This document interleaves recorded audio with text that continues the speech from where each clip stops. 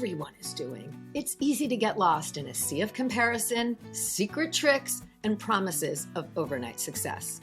The long game? That's my approach to business. You gotta show up, you gotta do the work, and there are no quick fixes for long-term success. It takes creativity, it takes strategy, and it takes listening to the voice inside you. I'm a web designer, digital strategist, and energetic thinker, bringing you real-world business building experiences, conversations with creators who are out there doing it now, and ideas to spark the energy in your own business. And along the way, we're gonna have a little bit of fun as well. So thanks for being here, and let's get to today's episode. What I love most about talking with other entrepreneurs here on the podcast is that in addition to discussing their zone of genius, we unearth business stories and philosophies that show us we're not alone in what we are thinking or show us an alternative way to approach things. These conversations get us thinking about our own journey and can spark ideas for us. Such is the case with today's guest, Brenda Cadman. Brenda is a verified global Canva expert and owner of Bonaccord Creative. As an entrepreneur for more than 20 years, she understands the importance of consistency in building a brand. And as a Canva expert, Brenda has taught thousands of small business owners how to use Canva more effectively and more efficiently. In particular, she loves to help business owners tame their hot mess Canva accounts that we all know we have by creating an organizational system that ensures they can spend less time in Canva and more time doing what they love. Yes, Brenda's got everything we need for our Canva processes. And she's really smart about the approach to her business.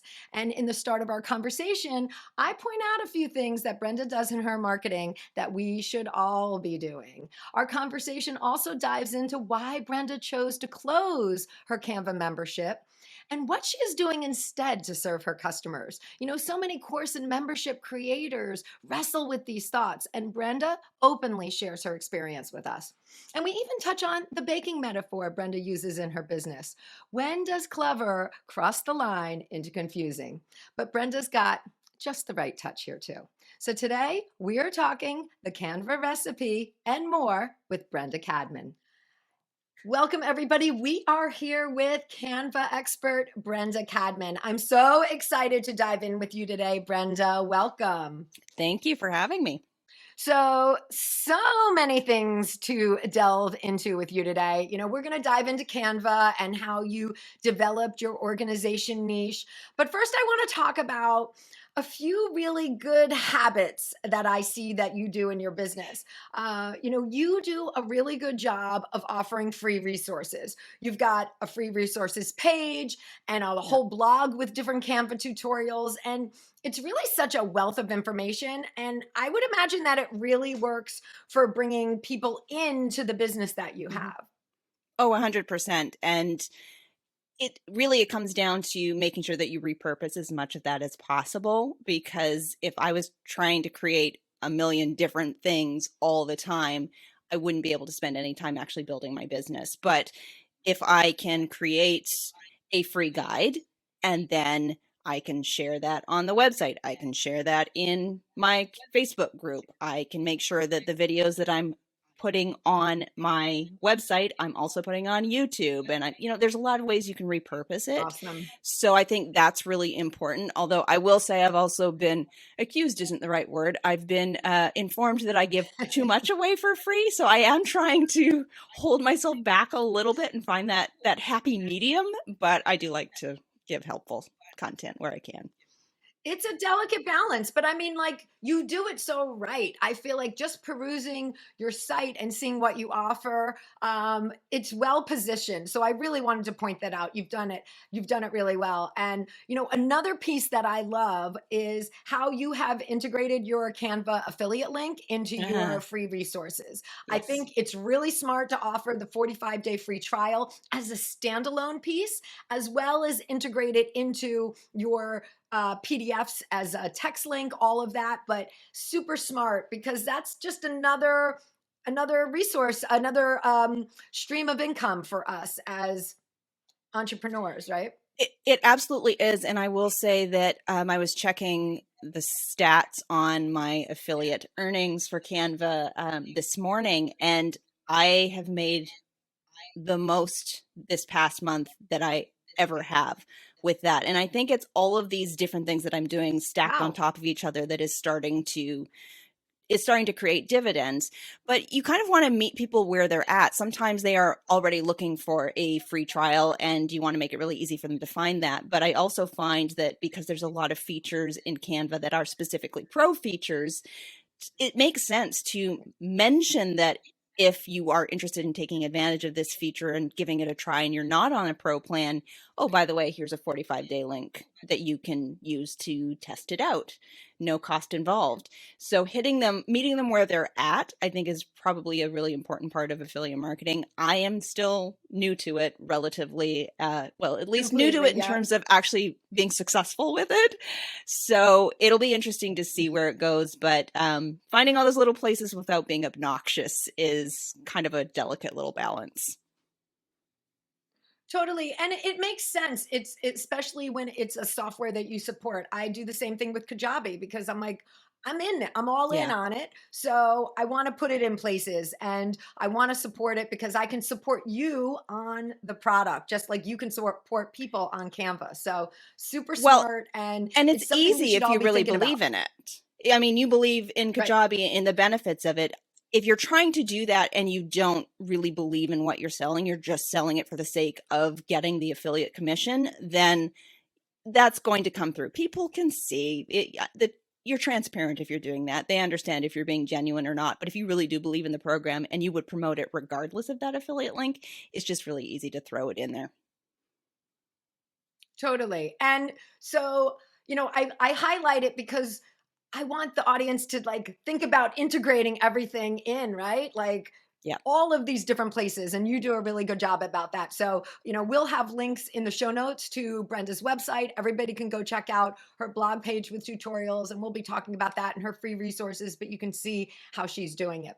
All right. So, one of the things that you and I have discussed previously, I find it really interesting when we're talking about free resources and tutorials that you have recently closed your How to Use Canva membership. I have. I'm a big membership person. You would think that with a membership, it's a great way to serve people with tutorials and content. And I know that your membership was chock full. So, like, can you share with us, what was the membership setup and why this pivot was done? Like, what transpired to change your thinking?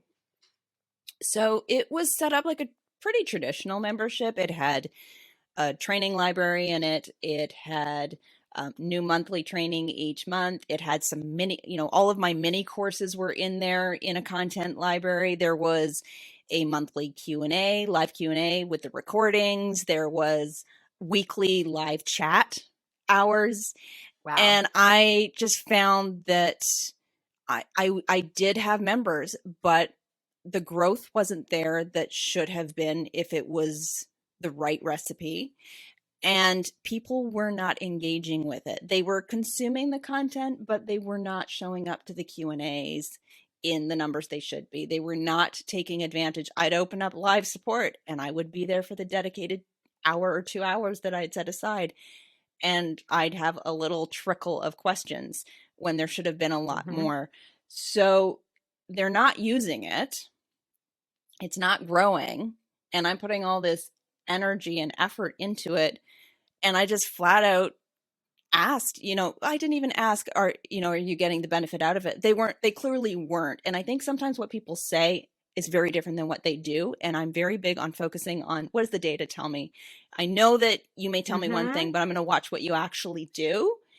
And they were opening the Right. emails, but they were not showing up. And I think it was just coming down to too much content. Whereas how my audience how they tackle Canva is one pain point at a time. So if they're tackling one pain point at a time, I'm going to serve up the solutions one pain point at a time. So I did decide quickly to close the membership. I gave them plenty of notice. Well, not plenty, but a fair bit of notice. And anybody who had just been renewed, I refunded their membership. I made sure nobody was paying for time that they hadn't gotten, and then closed it quickly. And Pivot is in place now. where it's just switching to mini courses and trainings a la carte. So there will be $7 trainings in there. There will be $47 mini Love it. courses. Nothing at this point will be over $50. But if they are brand new to Canva and they just want to focus on getting foundational knowledge, okay, take Canva 101. Then when you're ready to learn organization, there's a course for you. Or if you want to learn how to tackle the brand kit, there's a course for you. One pain point at a time seems to be how they want to consume the content. So why swim upstream? Just repackage what I've got in a format that they actually want to buy, because they weren't buying, they weren't engaging. So I'm not interested in wasting any more time than I need to in learning that lesson. Totally. So And I love that you brought up, the whole data piece, because people like you. You're cool, right? Like, oh, I like her. I want to stay in her membership. I want to be nice to right. her. Like, that's not what it's about. It's about all of the work, the growth, all of those pieces. So you are really smart to take it from a different perspective, and it doesn't lose anything. I mean, I did a membership where Yeah. I had the exact opposite. I had only people showing up for the Q&As and not watching the tutorials. And I was like, okay, I get Right. it. Like, I had the opposite effect. And I was like, this has to be set up differently, because I've marketed it as I'm giving you tutorials. So I have to keep putting tutorials in. But everybody really wanted the Q&As. So again, I did the same thing. I was like, this isn't where it's at for me. And a membership isn't for everybody. It might not be the right vehicle for every audience. So I love that you gave it a shot and really looked at the data to determine your next step. I mean, sometimes it's not anything wrong with the product. Sometimes it's just the Yeah. packaging. So I'm just repackaging. I'm not creating well, I am creating something new because I'm taking the opportunity to actually overhaul it, because Canva likes to change things on a daily basis, it seems, and it does need to be Totally. kept up to date. The Yeah, bane of a software it person's is a losing battle to try to keep it up to date. But yeah, I yeah, think just but and the reality is there was there was almost no attrition. Everybody who signed up stayed, but they weren't getting the benefit, and I knew it was just the writing was on the wall that if they needed to cut something, if they weren't getting value, that retention would not stay the way it had been. yeah, and I think it's also like we can try things and see what works best for our audience. And like the only way you figure that out is by doing that step and Give it a taking try. that initiative. So and I think it's really on point for you to say, like, hey, when they're ready for this, because ultimately they could spend almost the same amount of money. Let's say your membership was $30 a month. If they buy a $47 and then a 7 and then Yeah. another $47, like, you can start to trickle into some of the same monetary spends in terms of that, and even just build a different customer relationship. So, it's figuring out what works. Well, and it often was, I don't think it was a price point issue at all, because it was $30 a month, but there's also a mindset thing about, I don't want another subscription. I don't want one more thing that's going to recur, even if it wasn't particularly expensive. I think it makes sense for some businesses. For me, I was hearing messaging from people saying, I plan to join. I can't. I have so many subscriptions right now, and I just need to rein that in a little bit. And let's be honest, if people are going to ever be in a position where they're going to be tightening their belt, a monthly Canva membership that they are not using is going to be one of the first things to go. So let's just, save that issue right now and move to something that feels easier for them to accept. Totally, totally. And we're big Canva users. I'm a big Canva user. My listeners are, like, most of us Mhm. have, like, I think who's listening, we have the basics down. We're creating social media Yeah. graphics or PDFs. I mean, we create all my podcast graphics in Canva, and I think that's why I want to say to people, go to your tutorials, check out what you do, check out your courses, because, like, there are really good tips and more that we can learn to benefit. And I know, like me, everyone has a ton of projects in there, and the need for Yeah. organization, that is 100% there. So, and one of your specialties is Canva organization. So, I want to dive into this now and really talk about that. Like, how that came about. I do just want to say too that I love the niche of the course products like this. As a user, when you are in with a software, investing how you maximize it is such a smart decision. So for me, like the Canva organization course, it's a no-brainer because I have my shit all Right. over the place there. And it's like, I struggle with that. So, You and many I am others. in, I am not getting rid of it. I still use other programs sometimes, but not as much as I use Canva. So, and both of your courses that you're currently offering, in addition to probably what you're coming out with, but both of your current offers are pretty niche. You've got the Canva recipe course for course creators, which is like focus on designing on brand content for your digital courses. And then your Clean Up My Canva, which really dives into the organization. So I love that piece. Even though you have your 101 coming, like these are very specific for people who are far in as well. Yeah. And like, made a commitment to the software. Yeah. And I think sometimes people feel like, oh, I know my way around. I don't need any sort of training in this. I'm good. I've got it. But I would say everybody is wasting time in a lot of things that they're doing in Canva. And we need to claw as much of that back as we can. If I can teach something that is going to save somebody a few hours a month that they would have spent cumulatively searching for designs that they know they created 2 months ago, that if they don't find it, they're going to have to spend the time to recreate. I mean, I think that's a good investment of a little bit of time, and they're not complicated things to learn. Sometimes it's just understanding what functionality exists and how to maximize it in order to ensure that you are not wasting a ton of time in there, and what some of the little tips and tools are that, unless you know specifically the steps to take to find them, you may never see them. I routinely will do trainings or Q&As, and there's always somebody in there that feels that they are very intermediate to advanced and that they aren't going to learn anything new. And it's very uncommon to not hear afterwards that they didn't pick up at least one new tip. Right. So I think awesome. The fact is Canva is constantly changing and improving and modifying, sometimes modifying not for the better, in my own humble opinion. Right. We all If have our anybody has opinions seen on where these things, these updates. I'm not thrilled that they moved the downloads underneath the share button, but I've said my piece on that. But they are changing it constantly. So there's always something new to learn, and it is impossible for me to keep up on it. And this is what I do. So I certainly don't expect the typical business owner to know everything that is new and coming out and being refined. Well, also, like, you as an expert have learned and explored all these capabilities. So, like, sometimes for myself, I'm like, I don't even know to ask that question because I'm not sure that it's even a possibility, right? So I am down for it. So yeah, I'm in for the Clean Up My Canva 100%. So let's talk about that. Like the necessity, how'd you get into that? And like that is a really specific, it really is a niche area, but for me, it's so very needed. niche. When you've got that mess and you have to sort through it and you're looking. So give us the lowdown. So, I mean, I've always been somebody who needs order around them, who likes to have labeled baskets and containers for things. I honestly, one of my only memories of kindergarten is the other kids wanting to play with the train set or, the blocks or the dress up area.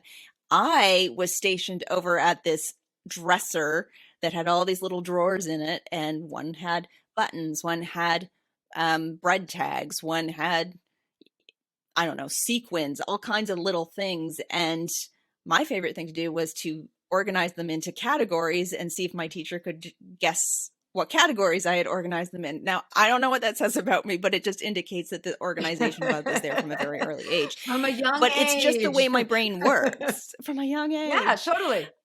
It's just how my brain works. And it took me a very, very long time to understand that most people don't have brains that work that way, and they don't see information and automatically start categorizing it, even though they know that they would benefit from having some sort of organizational system. So one of my early businesses was as a professional organizer, and I specialized in creating filing cabinets and taming paper piles, basically for business owners and for Love professionals. that. So Yeah. this is full circle after I've been an entrepreneur for over 22 years. And this was a business I did back in 2004, I think. I think it was 2004, maybe early 2005. It's the same thing. It's the same approach. It's the same principles. It's just electronic information on a particular platform. But the same approach applies that if you want to go looking for something, everything has to have a home. Everything needs to be organized in a way that works for how your brain searches for information. The category system that works for me isn't going to work for somebody else because they look for information in a different way. So it's really just a simple process of going through and cleaning things out, evaluating the inventory of what's left, and creating categories and doing the work of organizing it. But sometimes people need to be walked through those steps. Totally. And even just, I think a lot of us, even though you talk about like what works for me might not work for everybody, but like it can work. Like I am open to show me the process, map that stuff out, and I am in it. Like I can keep the system, but it's also I don't want to have to create the system. That's the laborious part. Like I've created my own, shuck and jive system in there right now, which I think is pretty much, but like I could use the tune up of, take me through your 5 steps so that it's working like a well-oiled machine, right? Instead of halfway there. Yeah. So let's go. And really the first step is, let's go through them then. I mean, the first step is clearing the deck any more than you would, if you came in to your physical office and you had tons of piles of paper. The first thing you're going to do is, you're not organizing everything in there. There's garbage in there as well. Things that you just stuck on there because you thought you might need them, or you just didn't take the time to trash them from the beginning. So going through and kind of doing a purge, an initial purge of, okay, I don't need that. Trash it. Create an archive folder for reference if there are things that you just think you might need reference to in the future, or you just don't know. We all have those things of, but I might need it later. And if I'm not here to say you have to throw anything out. So if there's something that you feel like you might need at a future time, dump it into that archive folder. If you haven't referred to it a year from now, I would challenge you that perhaps you don't need it unless it's for just nostalgia purposes. So going through and doing that, keep trash archive kind of run through. And then taking a look at what's left and making sure that because it is a digital platform, you can search for things. You want to make sure that you've named everything in a way that you actually know what it is. Because if you have to open it up every single time to determine if that is the specific version of the presentation that you are looking for, yesterday, you're going to, again, waste a lot of time. I did that yesterday. That was me. Absolutely. Because a lot of us are giving presentations and we might use the same base master presentation for 5 different groups, but there's slight little changes in it. And in Canva, if you're just looking at the cover photo on all of them, they all look the same. So unless you want to spend forever opening them, make sure that there are keywords in that naming that make it abundantly obvious before opening it what is what. So that's also going to help you file them. And then once you've kind of gone through and renamed things, that's also where you can get specific and to yourself, right? You can bring what is your keyword that you're bringing. So, we can take your system and then bring to ourselves, well, this is how I think. I would think of it like this. Yeah. What would you search for if you had to go find this 6 months from now? Right. Because not only do I want it to be obvious what's in there, I want it to come up when you search for it in Canva search bar, because that's still going to sometimes be the fastest way to find it. So making sure it's descriptive, making sure that it is consistent as well, that, you have a kind of consistent naming conventions that you're using for all of your stuff. And then once you know what's left, we can evaluate and we can start figuring out, how do these chunk down into categories? Do I have a lot of social media? Great. I'm probably going to have a social media folder. That social media folder is probably going to be chunked down into Instagram, into LinkedIn, into YouTube. If that's how you would search for that, you might your brain might instead search by project. Maybe it's organized by project, and within that project, each has its own social media folders associated with it. It's, again, up to you how you search for it, but you want to plan what those categories are, and then you want to go and create the folders, which I'm happy to announce that that's not really an announcement anymore. It's more of an update. Canva used to only allow you to have 2 custom folders if you were on the free plan, but they are rolling out unlimited custom folders to both free and paid plans now. Yeah, I'm not sure if it's 100% rolled out yet. I have reached out to Canva actually this morning to ask if that is done now or is that still in progress. But if you don't have the ability to create unlimited folders right now, it's coming. And then, plan the folders, create the folders, and then it's just a matter of batch organizing everything in. You do not have to move designs and images one at a time. If you hover over them and check them off, you can check off multiple ones. There's this little folder icon that appears on the screen in the bottom middle of the screen that when you click on that, you can batch move items in one go. And it's really hard to see, but it is there.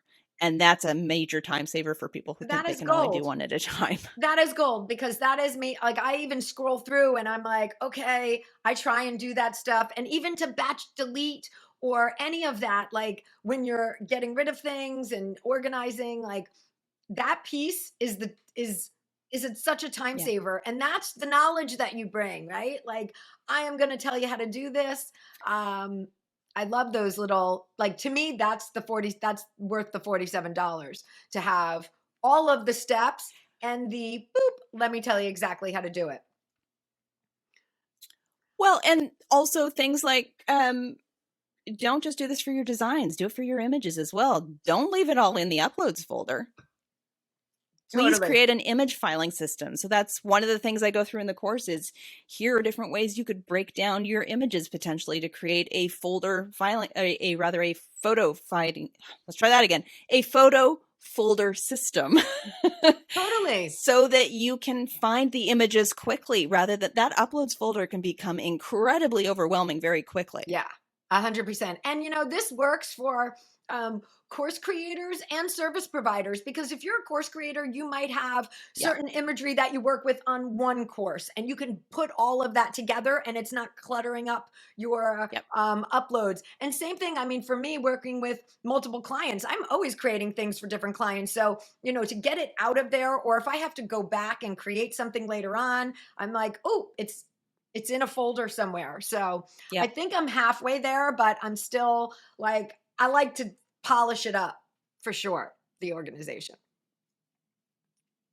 Well, it's an ongoing process too. I mean, you don't just do it once. If you feel like you're fighting your system going forward, you don't have the right system. So if it just isn't working, you can always change it. But ultimately, as long as you have a home for everything and it feels easy to put things away, then that system's good to move forward with. I did just have a file folder flashback right now. Like, that makes perfect sense for the file folder drawer as well as what we're doing, right? Like, I love that you came full circle with your experience too, because I feel like sometimes we have all of this training, we have all this experience from another part of our lives, but we move forward. And I know I do want to comment that for like 20 years, you've also been a web developer. So like, you put some of your stuff aside from your past, and now you're bringing it back out. And I love that, because I think we all have this valuable experience, this long journey, this long game that we've been on. And we're kind of like, well, I got to learn something new. I have to take another course. And I find this with myself too sometimes, where I'm like, oh my gosh, I used to do this then, and it was so successful. It really isn't any different now. Let me apply what I was doing then to now. Let me bring it to my clients. And it's valuable. It's so valuable to go back in what we know from our journey in the past as well. And I think when something comes easy to you, you don't see the value in it. And I have never valued my organizational and administrative skills the way that others have, because I just see it as, well, doesn't everybody know how to do that? What is special about that? Right. It's and easy it to takes dismiss, time to understand that it's very easy to dismiss as something that everybody can do, and why would they pay for this? But it actually, you get too close to see your own genius in something, and that's a little over the top. But No, I it mean, is there so are true. other things. I was just You going and I to were talking earlier. Oh, applaud you 100%. saying that. We were talking earlier about my copywriter who she writes amazing copy, and I look at this and think, I could not pull those ideas together as beautifully as she just whips out. And I could see how she might think that everybody can do that, but she has a gift that she has nurtured over the years. I can't do that. I'm definitely prepared to pay for that. Right. Totally. And I think as we've So, gone on in the industry and owned our own businesses, we talk about, and I hate the cliche of like being authentic, but like when you are true to yourself and what you do and what your experience is, like that is the ultimate. That is making you happy. That is making you successful. That is sharing what you have, further serving, all of those things. And sometimes we need to kind of go through that journey to end up back at the same spot and be like, yes, I am 100% I know. myself right now and bringing this shit forward. Like, love it. That's why I really wanted to talk about that and highlight that, because we're all trying to get back to who we are. And you've found it when it's the thing that you are prepared to talk about all day, and it just isn't an expenditure of effort the way that other things I have talked about in the past are. They always felt not not difficult, but there was a lot more work involved in talking about website security or talking about website usability and things like that. It's something I do understand and I have a relative mastery of, but it never came easily the way this does. And I think it feels good. It feels like a fit. You kind of know when you found it. And then it's just a matter of figuring out how to take that information, that expertise, and how to package it in a way that people are actually asking for. Totally. And in a way that they're ready to accept and dive into. And I love that you brought up your copywriter, because I do want to talk about that. I love that you have this playfulness with baking. I know like you have one of your courses is my metaphor. Yeah, your metaphor of the recipe, the Canva recipe. And sometimes, I've had a lot of conversations with clients and even other women in the industry about like, hey, don't get too clever because you confuse and all of that. But like, I feel like you have really hit the nail on the head in terms of the balance. And you were attributing some of this to your copywriter, because I understand it. I get where it's coming from, but it's not over the top where I'm like, I don't know what she's talking about. And you haven't lost me in it. So I really love that you're able to find the perfect balance of the clever to mix with your own messaging and what's coming out. Right.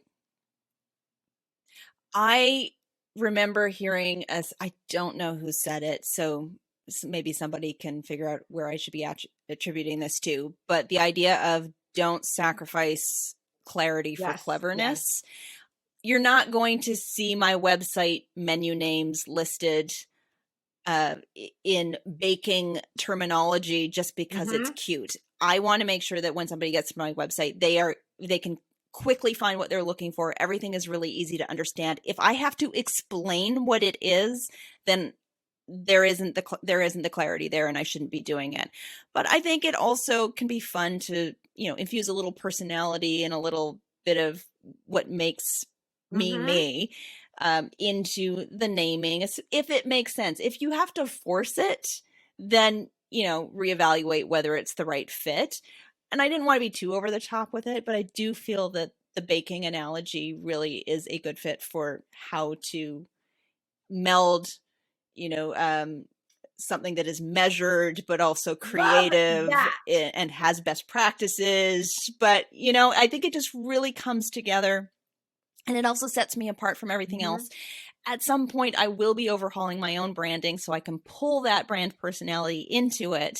But right now, I just wanted to have something that would set me apart from the standard styled stock look and feel that is out there. And I have a lot of that in my branding as well right now, but I think it helps the copy flow, definitely, if you have something like that to hook it on top Totally, of. because that's keeping you from going all the way over to like the photo shoot of you in a bakery behind the counter. And it's like, wait, are you a baker or are you a Canva? Yeah, Yeah, that's yeah. not So coming. you didn't push it all the way.